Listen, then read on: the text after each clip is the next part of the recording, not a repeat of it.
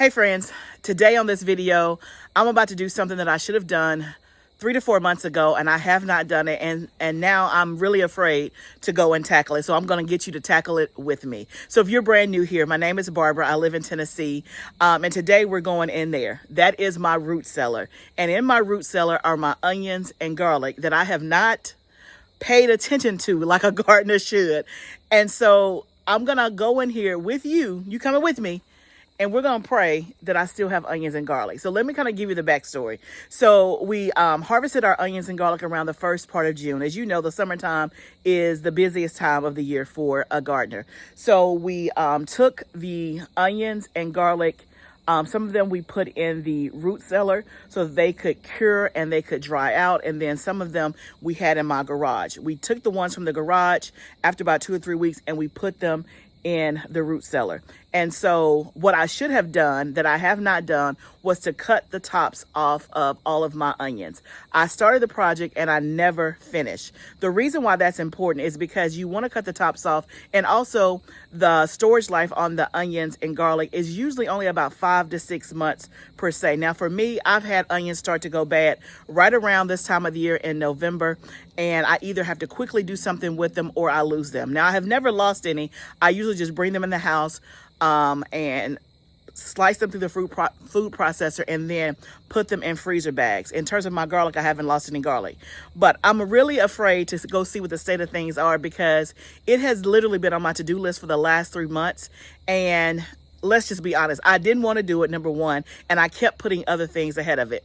And now that I have been out of town, I'm back in town, it's time to tackle it. And so we may walk in here and the video may end after a few minutes because it may all be mush, or we may actually have something to tackle. So come on, let's go in the root cellar and we're gonna finally go try to tackle the onions and the garlic.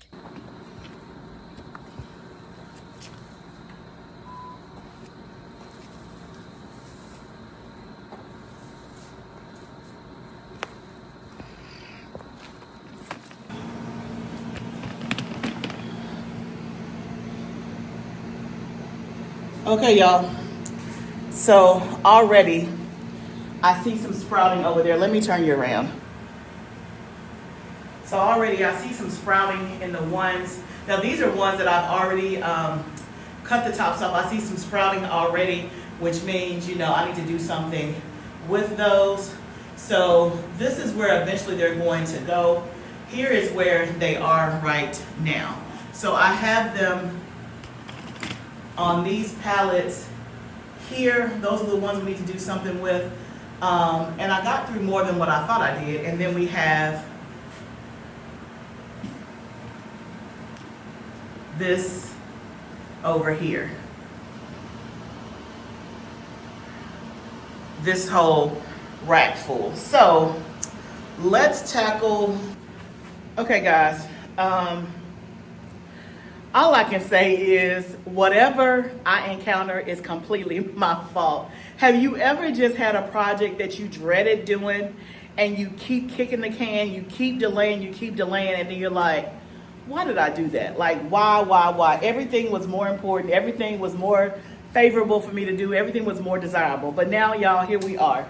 And I can already tell that I've lost some stuff because I'm feeling some of the garlic and it's soft and all that. So this right here is a 9-drawer orchard rack. I love this rack because it's great for storage. So I use it to store my onions, my garlic, and you can also do potatoes and melons and things like that. I got this probably 5 years ago now. Yeah, well, maybe 4 years ago. I got it from, I think it's Gardener'S Supply. I bought it online. I went to go order me another one and I was like, oh, inflation. I think it's like $500 now, which is insane.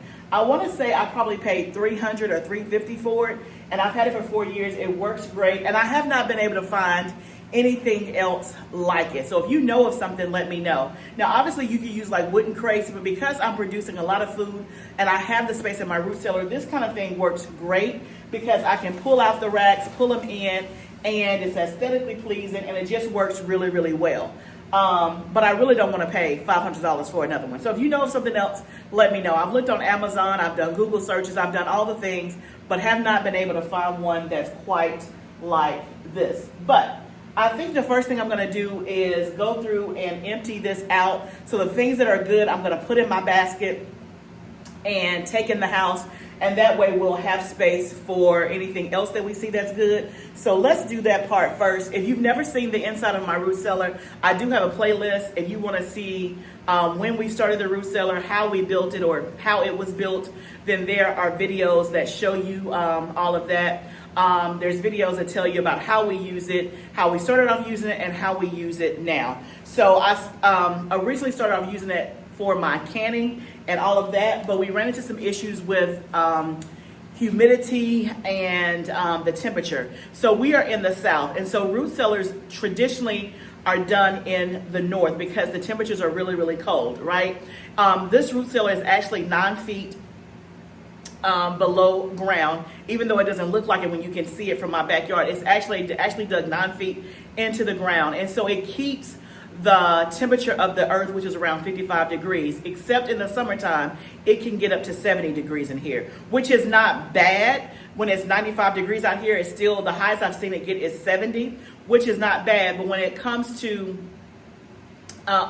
some of the things that I had in here, 70 can still be kind of pushing it. Now in the winter and the fall time, it's perfectly fine. It'll be 45 degrees in here, 45 to 50 degrees, which is perfect, excellent, and all that. So it's great for like crops like this. But I just found with my canning stuff, I haven't, because I lost a ton of stuff that one time, I haven't got up enough nerve to put my canning stuff back in here. But we do keep like bulk goods and stuff in here. We also have, like I said, plenty of bulk goods or dry goods like beans, rice, things like that we keep in 5-gallon buckets sealed in Mylar bags with oxygen absorbers, okay? But if you want to see all that, go check out the other videos. So I'm going to put on some gloves because I don't know what I'm going to encounter. Yeah. And y'all, we got electricity in here, so we have light. Also, this can be used as a storm shelter. The door is a storm shelter rated door, so if we have to come in here during a storm, we certainly can. We never have had to, but it's nice to know that we can if we have to. So, and it's plenty big. I think this is like a 25 by 25, 25 by 20. Like, it's a pretty large root cellar. If I had to do it all over again, probably wouldn't do it this big, but hey, you know, hindsight's 20/20. Yeah, that's not gonna work. Let's see, because I need to be able to feel some of these. Yeah, I need to go get a trash bag because a lot of these are bad and I need to be able to throw them away, but that's pretty good that I have anything. Oh, yeah. Okay, so the ones that are bad, I'm just gonna put in the trash bag. And when I say bad, like I can feel that they're soft, mushy, or something like that. And then the ones that are good, we're gonna put in this basket. So I'm gonna set this up here so I don't have to bend. And we're just gonna get to it. I'm starting with the onions first. And what I'm gonna do is I'm gonna take these onions in and go ahead and process them and put them in the freezer. Plus I need space for all of my potatoes. So that's another reason that made me come out here and get this done. Ugh. The ones that are like mushy and soft, I'll come back and get those with gloves on. So that's that tray.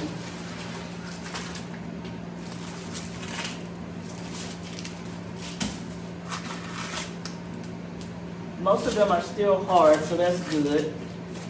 The ones that are kind of bad, I got some bugs flying around. Y'all, this is ridiculous. But, like I said, I have nobody to blame but myself. I think what I'm gonna do with the red onions is I'm going to freeze dry those and make onion powder. I don't use a ton of red onions. I usually use them in my salsa in the summertime. But other than that, I don't use them a ton. I know that you can use them just like yellow onions, but I think I'm gonna make some onion powder out of those. And then the yellow ones I'll slice and keep. So I'm gonna keep doing this. I'll let you know how many we have in the basket that's actually still good, and then we'll go on to the next part.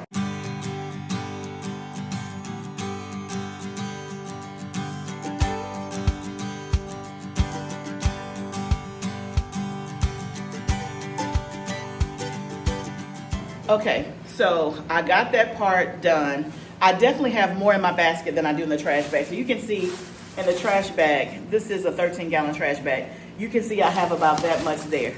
So not a ton, not even halfway full. My basket, completely full. So we're gonna count that as a complete win because how long I took. Now, in an ideal world, what I should have, because this is November, so I harvested these the end of May, first part of June. And the varieties that I grew were candy onions, yellow and red, and then the garlic is Georgian Crystal. It's a hardening variety.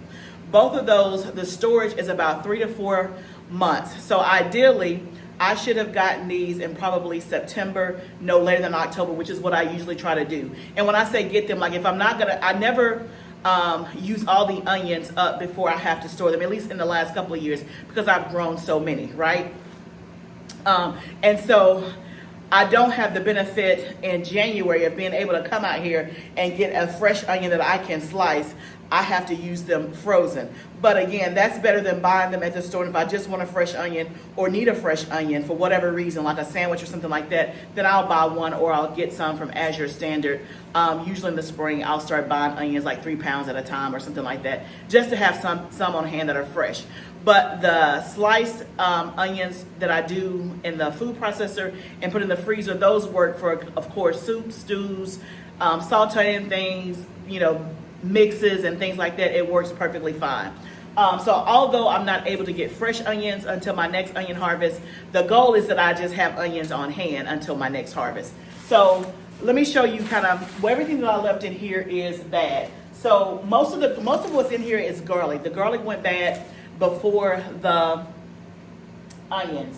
So, okay, that's empty. So on this onion rack, you can kind of see what I have there. There's 1, 2, 3, 4 onions. The rest are just wrappers. And here you can see 1, 2, 3, 4, 5, 6, 7, 8, 9, 10.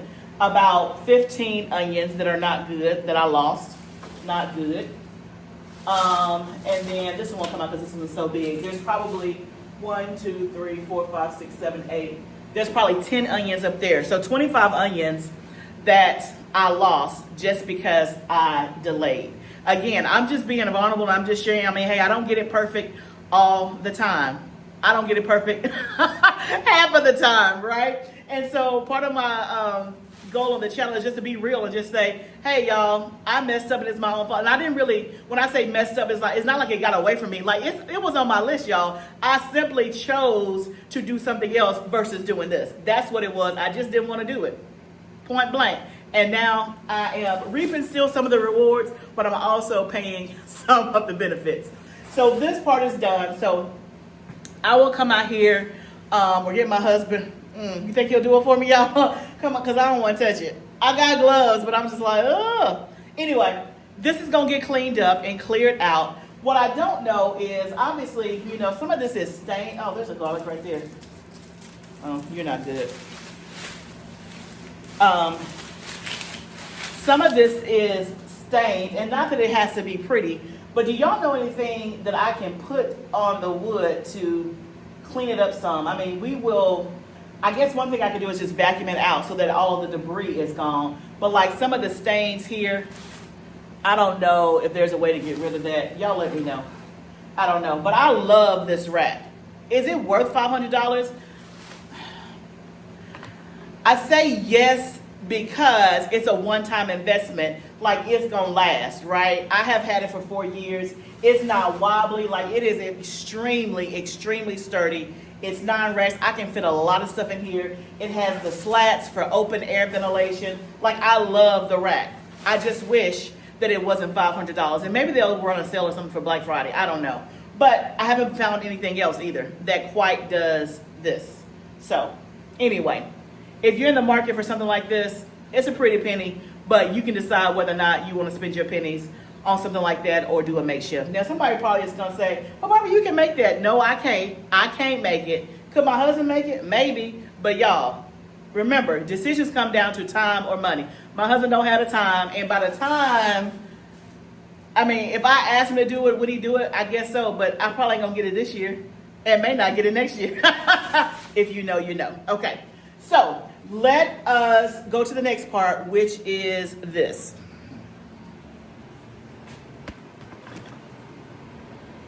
So this is the rest of the onions that we had cured on racks. The stems have never been cut, so I have some scissors. Let's cut the stems and let's see if the onion is any good. First, let's see if the onion is any good, and then if so, we'll cut the stem. If not, we'll just put it in our bag. Let me grab my scissors.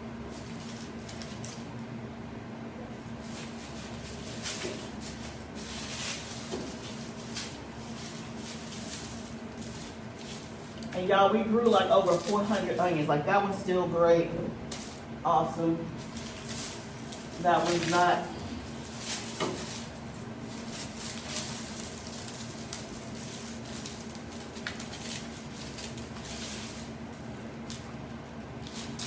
We grew over 400 onions. So if you're thinking, you still got quite a bit of few onions left over. Yes, we have. And I've been using these onions every single week since we grew them. I have not bought onions whatsoever since, probably since May. Okay, so let me get this part done, and then the only other thing we have is we have those shells that are the exact same thing with onions and garlic where the tops have never been cut. But let me get this one done and let's see how many we get out of this. Okay, so I got that section over there done. We got more onions good than bad, so that's good. I had to go grab another basket. That basket was completely full, and I probably lost 10 over there. So we're up to probably, 35 onions we've lost now? That's okay, we're gonna keep going. So again, this is stuff that has not been cut. The stems haven't been cut, so up at the top, I'm pretty sure all of these are bad. These are onions. Yeah. And I'm just feeling them. Okay, that one's hard all the way throughout. So if it's good, I'm just cutting the stem. We'll come in and get the debris that's not good.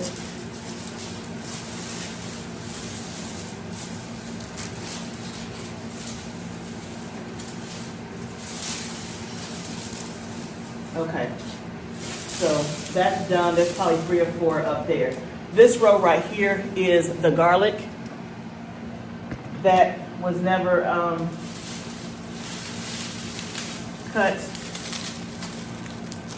The garlic seems to be not lasting as long as the onions, so I may have lost a lot of my garlic.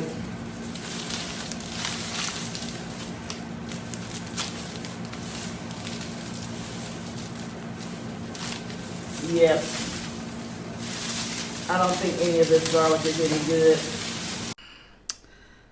So I don't know if you can relate to 100% knowing there's something that you need to do and you have the time to do it, but then you just choose not to, just because it's not one of your most favorite tasks, or you want to do something that brings you more joy. That's exactly what happened in this situation. Again, not my normal personality to kick something down the can this long. Now, obviously, there are plenty of things that I don't get to that I simply don't have time, and they're lower on the priority list. In this instance, this was high on the priority list and should have been done, but I just chose to do other things when I did have the time or space to do it. So I don't know if you can relate to that. But anyway, just want to be upfront, and real about that. And it was one of those things like, girl, get it together. Just go ahead and get it done. And really, y'all, once I got in here and did it, I would say the whole thing probably took me an hour. So not an extreme amount of time, but it was just stopping to get it done. And again, I had started the project, as you can see, because all of these racks were completely full. You can see that only 2 of them are full now. So this whole rack was full. The pallets on the floor were completely full. And there was nothing in the non-rack drawer. So we had definitely started on it and had done it and gotten started, but we just didn't finish it. And so that's one of the things, you know, when it comes to things that you procrastinate on, usually once you get into it, it doesn't take long. It's just getting your mind right to go and do it. But I kind of just zone out while I'm doing this. A lot of the garlic I'm keeping up on the rack just because it's not any good. Whatever is good, I'm putting in the basket. And then whatever is not good, I'm just keeping on the shelf. I'll come just behind this when it's all said and done. We'll just bring in one big black trash bag and get all the trash and all of the bad things into a trash bag, and then we will sweep out all of the dirt and the debris and prepare the space to bring in our potatoes. We have sweet potatoes as well as regular potatoes to put in here. What you see on the back wall are just my food grade buckets that we have our dry goods in. So I buy flour, beans, rice, salt, and other things in bulk. And so I actually label those up and put those in Mylar bags with an oxygen absorber, and then I put the Mylar bags inside of the food grade bucket. I have a video that shows how I do that if you're interested, that I'll pop up here up at the top. But I'm just gonna zone through and get this part done.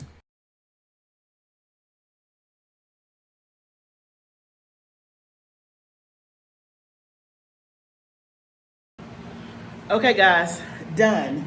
So I have gone through every shelf, every onion, every garlic, and this is what we have, our second basket. You can see that here. So not too shabby. So definitely, that's heavy. So what you see here are a whole bunch of like just wrappers, and of course some bad onions. Most of this is just all wrappers and things like that. I definitely lost more garlic than I did onions. And if I had to like put a number on it, I would say I probably lost, let's just say maybe 15% of my onion crop. So 15% more than what I wanted to lose, but in the grand scheme of things, I'm not complaining whatsoever, because considering that I knew better and I did not do better, okay? So I'm not gonna complain about that. We got 2 whole baskets of onions and garlic. I'm gonna take them in the house, process them, and not delay, right? And make sure that they get in the freezer so that they can be usable and so that I don't lose any more. The next step is to come out here and just get all this stuff in a trash bag. I need a bigger trash bag, like one of those big black ones, because that's not gonna cut it. But get all this cleaned up, and then we gotta move our potatoes in here next. So that'll be happening over the next week or so. The potatoes have been curing in my garage. We have almost, we have 200 pounds of sweet potatoes and about 25 pounds of regular potatoes that'll need to go in here and store for the fall and winter. So I'm glad I got this part done. Now it's just taking this in the house and getting it processed. And I think the fact that I lost 15% is going to propel me to go ahead and get it done. So let's go ahead and take this in the house, and I'll show you how we're going to do this in the food processor, get them all sliced up, and get them ready for the freezer.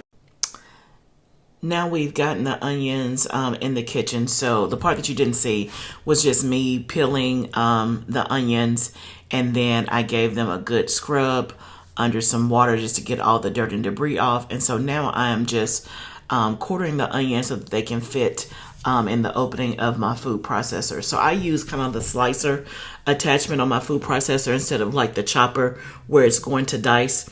And I'm just cutting them so they'll fit through that little hole, and that'll make a nice cut of the onions. So I am just getting them quartered up so that I can start running the food processor to get them done. And once we get this part done, the rest of it goes really, really fast.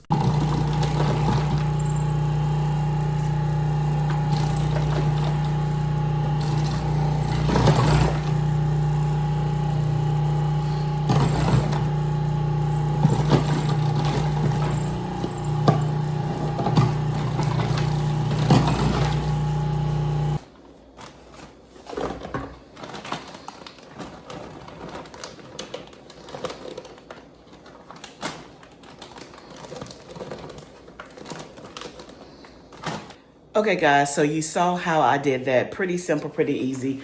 The hardest part is to not just cry a river when you're doing onions. If you have a tip on how not to cry with onions, let me know.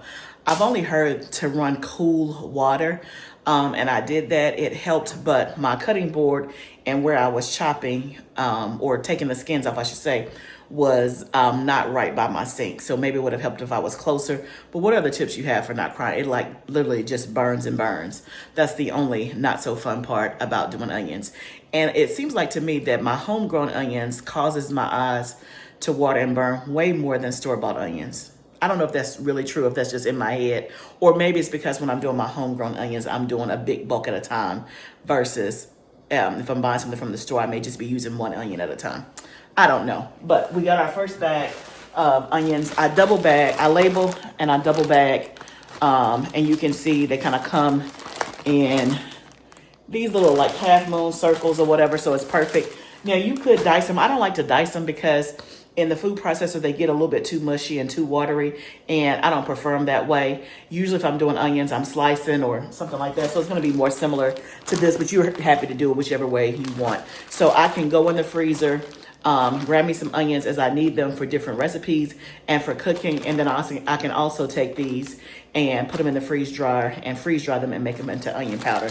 This will probably just be in my freezer for me to use. So that was just one basket of onions. That was the smaller, the second basket that we did, which was the smaller of the two.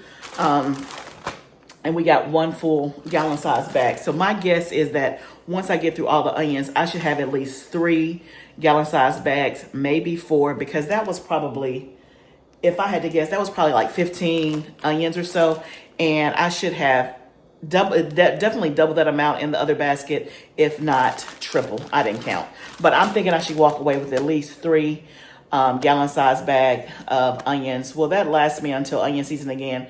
Probably not.